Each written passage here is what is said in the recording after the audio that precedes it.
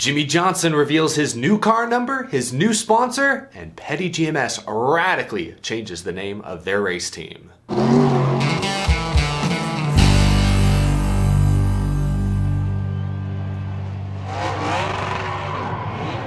How's it going, y'all? My name is Eric. Welcome to Out of the Groove.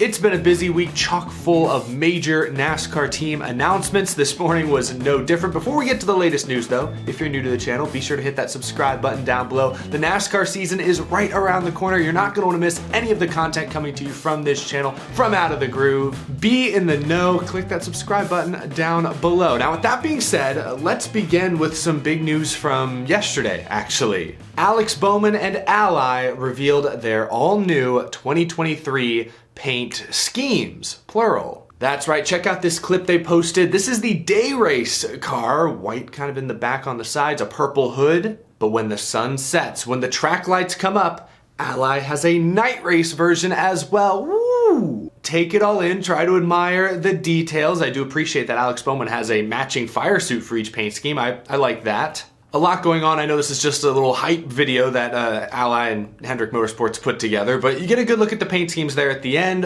What do you think? I like them. From what I could tell on social media, the night scheme in particular seemed to blow a lot of fans away. And it's cool. I think the almost like airbrush looking A on the hood is a very interesting choice. I don't think I've ever seen something quite like that on a NASCAR car, at least in recent memory. But personally, I think I like the day race version a little more. I don't know. Again, we're only seeing them in this little hype video where they're on like a sound stage and everything's lit perfectly. Once they're on the racetrack officially, I feel like we'll all have a better idea of what they actually look like. But they're both very good, and I like that one is themed around night races, one's themed around day races. Like last year, Kyle Larson, Bowman's Hendrick teammate, had a different colored fire suit depending on if it was a home versus away race, based on how close the nearest Hendrick dealer was. That was a fun detail to pay attention to week in, week out. These full season sponsors like HendrickCars.com, like Ally, I like when they're willing to get creative and change things up slightly week after week. So I like both these cars. Based on that video, I think I'm slightly more partial towards the day car, but you guys may disagree. I like that both cars, all the streaks kind of going across the side, it makes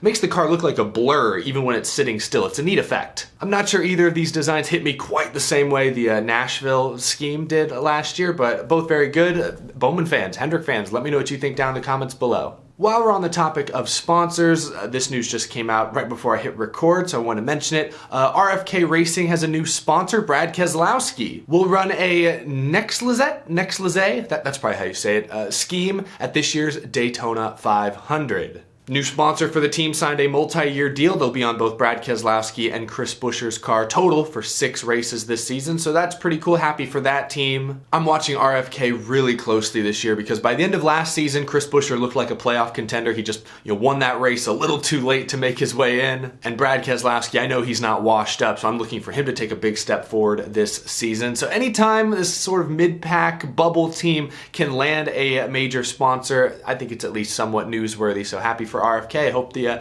Daytona 500 gets them off to a strong start this season. All right, now let's get to the biggest story of the day. Jimmie Johnson and Petty GMS. This morning, Jimmie Johnson joined his friends on the Today Show to not only reveal his car number for the 2023 season, but also reveal an all-new name, an all-new look, an all-new rebrand of Petty GMS. Petty GMS has been renamed Legacy Motor Club. And Jimmie Johnson will drive the number 84 car beginning with this year's Daytona 500. Good view of the new 84 logo as well as the Legacy Motor Club logo on that rendering, but that I do not believe is the paint scheme he's going to run at the Daytona 500, because then Carvana Racing I should say, tweeted, "We're thrilled to announce that Jimmie Johnson will partner with Carvana for this year's Daytona 500. So they'll be the sponsor. I think that's a new NASCAR sponsor right there, even if it's just for one race. I mean, that's pretty great. So still not sure exactly what Jimmie Johnson's Daytona 500 car will look like, but we know it's the 84, and we now know it will be a Legacy Motor Club Chevrolet. Whew, there's a lot to digest here. First, the number 84. Obviously, it's 48 flipped. Alex Bowman, Rick Hendrick, they weren't giving up the number 48, not even to Jimmie Johnson. So 84, I mean, it makes sense. Everyone knows why they picked it. Jimmie Johnson's also sitting at 83 career wins, so maybe the number 84 is sort of like a carrot on a stick dangled out in front of him, something to strive for, a goal he's trying to reach this season in his limited starts. I like it. Some were suggesting 49 because Jimmie Johnson, 7-time champion, Richard Petty, 7-time champion, 7 times 7 is 49, but 84, just swap the 4 and the 8, I think makes the most sense from a branding perspective, so I like the 84. Let's talk about the team name though, because that's, I think, a little more controversial? No, divisive? I don't know, maybe it's not worth such strong language, but not everyone agrees. Richard Petty this morning explained why they chose the name Legacy. The King said, quote, "As we were all talking about creating a new name for the team, we looked at Jimmie, myself, and Dale Inman. That's 22 championships, so there couldn't be a better name to fit our race team than Legacy." Yeah, makes sense to me. Now, many will point out that this marks the end of the Petty name in NASCAR, at least as far as owning a race team. No more Petty Enterprises, no more Richard Petty Motorsports, no more Petty GMS. Legacy. Not having the name Petty on the cars, on the building, on the logo, is a bit of a change, and I think many would say that's not a good change, but here's kind of what Richard Petty had to say on that front. He said, quote, "When I see the number 42 and the 43 cars, no matter who the driver was, is currently, or could be in the future, I want our fans to remember the Petty history that comes with them, and the history will continue to be made with Legacy Motor Club." That's straight from the King himself, Legacy Motor Club. It doesn't sound like a NASCAR name. Perusing social media, I think many are kind of holding back their true opinions of the name, whether they like it or not. Not you guys, though. I put out a tweet this morning asking Jimmie fans, hey, how we feeling? And y'all gave me a wide variety of responses. Terrible name, big disrespect to the Petty name, just all around bad deal. Do wish Jimmie the best, though. I like it. Very classy name and design. Should ask Eric and Noah fans how we feel about this god-awful name. Yeah, I mean, true, I guess. It is kind of weird to think that Eric Jones and Noah Gragson, two drivers who are both good, I think have bright futures in the sport, have, in Eric Jones's case, has already done some pretty great things, 2-time Southern 500 winner, but it's weird to hear them associated with legacy, with guys like Richard Petty and Jimmie Johnson and Dale Inman. Like, no disrespect to Jones and Gragson, but there's a huge gap there. At the end of the day, it is just a name. I like this comment. The name, expecting to see an older British gent smoking a pipe whilst driving a Jaguar. Legacy Motor Club. Yeah, he's got a point. It doesn't really sound like a NASCAR name. I'm not saying that's a bad thing, but it doesn't really fit in with the Richard Childress Racings of the world and the Hendrick Motorsports, Team Penske. Legacy Motor Club. Just doesn't scream NASCAR, but that's not necessarily a bad thing, but not everyone will like it. I personally, I'll give you guys my take.